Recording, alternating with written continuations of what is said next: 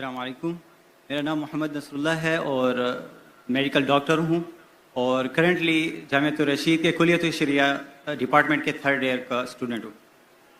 मेरा question human evolution से मुतालिक है कि अगर हम दावा सर्कल्स में देखें तो इसमें 3-4 किस्म की अप्रोचेज़ हमें नज़र आती हैं इस क्वेश्चन को एड्रेस करने के लिए।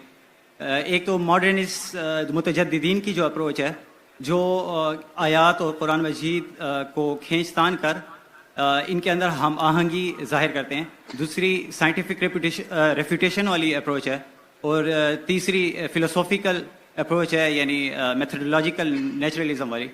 तो आपसे आपको ओपिनियन जाना था कि इनमें से इफेक्टिव आप किसको जानते हैं, क्योंकि साइंटिफिक अप्रोच पे भी एतराज़ किया जाता है कि उनमें माइनॉरिटी ओपिनियन लिया जाता है साइंटिस्ट का, जबकि कंसेंसस उनका एवोल्यूशन के होने पर है।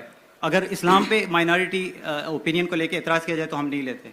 भाई का बहुत अहम सवाल है कि जो एवोल्यूशन के बारे में जिस डार्विन थ्योरी है कि हम इंसान बंदर से आए और ये कुरान मजीद के खिलाफ है, तो भाई साहब पूछ रहे थे कि 3 तरीके होते इसको अप्रोच करें। एक लोग जो एवोल्यूशन को पूरा सही मानते और घुमा फिरा के बोलते भाई ठीक है कुरान से टकराता नहीं, और दूसरा तरीका है फिलोसफिकल बात करना, और तीसरा साइंटिफिक एविडेंस को जो साइंटिस्ट कहते उसको दूसरा एविडेंस देना और प्रूफ करना कि ये साइंटिस्ट गलत है और कुरान सही है।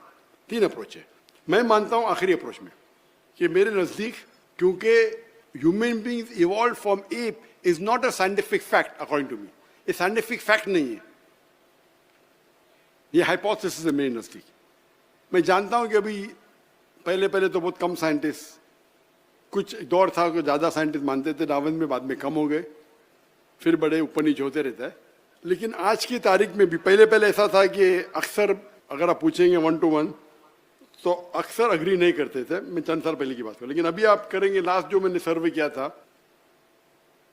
तो जो लोग मानते हैं कि डार्विन थ्योरी सही है और कुरान से नहीं टकराती है, और वो शुरू में करते नहीं टकराती, एंड में बोलते हमें सिर्फ एक चीज पे एतराज है कि हम बंदर से नहीं बने, वही तो बात पे डिस्कशन हो रहा है। तो पूरा घुमाते 1 घंटे का लेक्चर देते डार्विन थ्योरी सही है, और आखिरी में बोलते भाई सब चीज सही लेकिन हम बंदर से नहीं बने।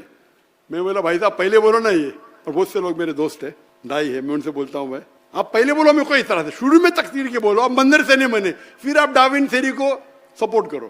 डार्विन थ्योरी की कई चीज सही है कि every living creature is made from water, Quran में कहता है। कुरान में सूरह अंबिया सूरह नंबर 21 आयत नंबर 30 में लिखा है अवलम यरलज़ीना कफरू अन्न समावाति वल अर्द कानत रतक़न व जअलना मिनल माइ कुल्ल शैइन अफ़लाइन व जअलना मिनल माइ, हमने सब चीज पानी से बनाई। तो डार्विन थ्योरी की कई चीज सही है, लेकिन बुनियादी चीज तो सही नहीं भाई। बुनियादी चीज तो मंदिर से नहीं बने भाई। तो इसके ऊपर जो आर्ग्यूमेंट है उस पर काउंटर आर्ग्यूमेंट बन के काफी, मेरे पहले आंसर जो आप देखेंगे 96 का ओल्ड आंसर था, मेरे दावा ट्रेनिंग का रिफाइंड आंसर है, लेकिन एंड से मैं नहीं मानता हूं कि हम बंदर से बने, क्योंकि वो बुनियादी कुरान के खिलाफ है।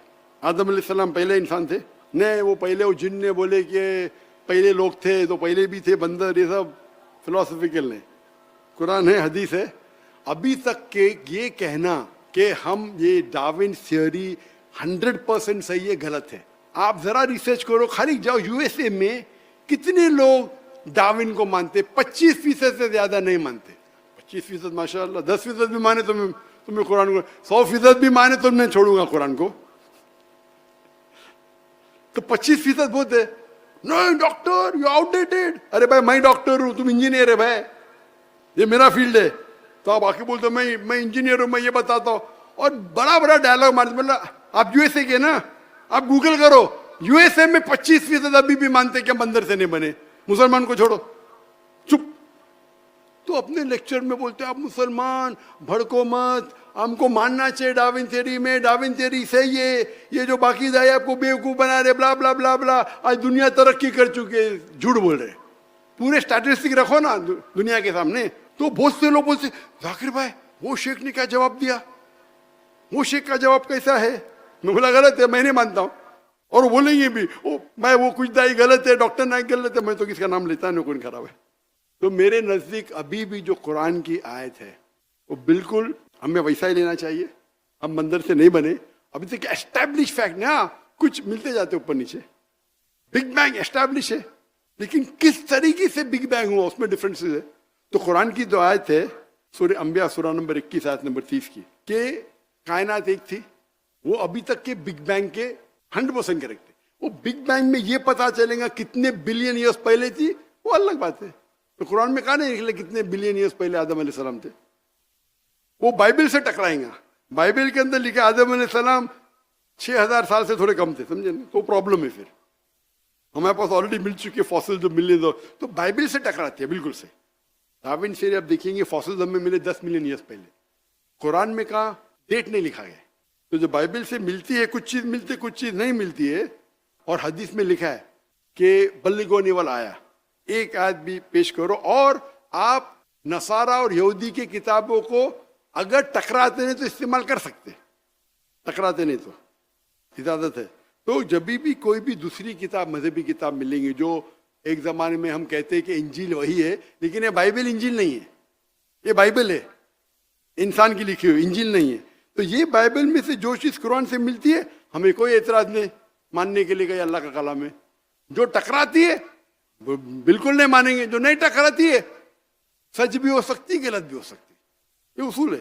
तो जहां तक कि डार्विन थ्योरी है, वी अप्रोच साइंटिफिक। और अब मेरा लेटेस्ट आंसर, लेटेस्ट मतलब अभी तो पुराना हो गया, जो लास्ट हर साल अपडेट करना मुश्किल है, 2016 में किया था। तो मेरा आंसर जो देखेंगे, जो पुराने वीडियोस में है वो डिफरेंट है, और नए वीडियोस में उसमें न्यू एविडेंस है। इंशाल्लाह भी नया रिसर्च करके और एक नया आंसर होना चाहिए। लेकिन ये बिल्कुल बेबुनियाद है, हमें कुरान के आयत और हदीस पे पूरा यकीन है जो सही है, और बहुत सी चीजें हमें पता चलती बाद में। Hope the answer the question.